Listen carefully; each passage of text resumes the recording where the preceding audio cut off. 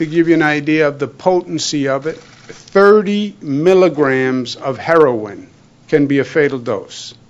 3 milligrams of fentanyl can be a fatal dose. That's how bad it is. Can you just tell me what your reaction was to what the governor just announced? It's definitely it's very bold to have people in legislation step up and actually come together to fight the opioid pandemic, heroin pandemic that's going on the island. Me, myself, I lost 86 of my close friends in 3 years of being clean. And, our voices and people in recovery's voices are finally being heard. In the past year, there's been a 310% increase in the use in New York City. Staten Island, the number is closer to a 700% increase.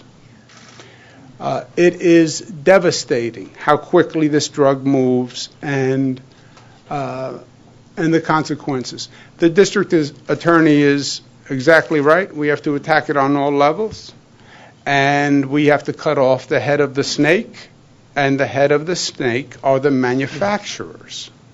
I think anything we do makes a difference. I finally feel that Staten Island is really moving towards what the governor's talking about, and the reason why, unfortunately, is because people are dying like this. I think the fentanyl has killed more people, and I think people not outraged because they feel this is a self-inflicted disease. They feel we've done this to ourselves, not realizing that no one wakes up in the morning and wants to be using drugs.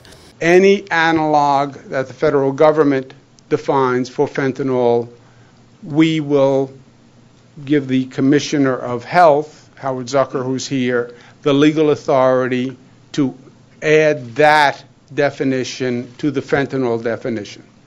So as they continue to come up with new, slightly tweaked compounds, they would be automatically added to the list, allowing the police, allowing the district attorney to do their job and to actually stay ahead of the manufacturers. Tell me, I guess, this has affected you personally. What does this legislation mean to you? Do you feel hopeful?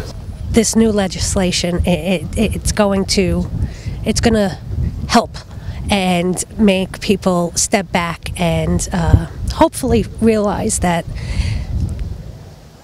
this shouldn't be on the street. It's killing our children. It's killing our next generation.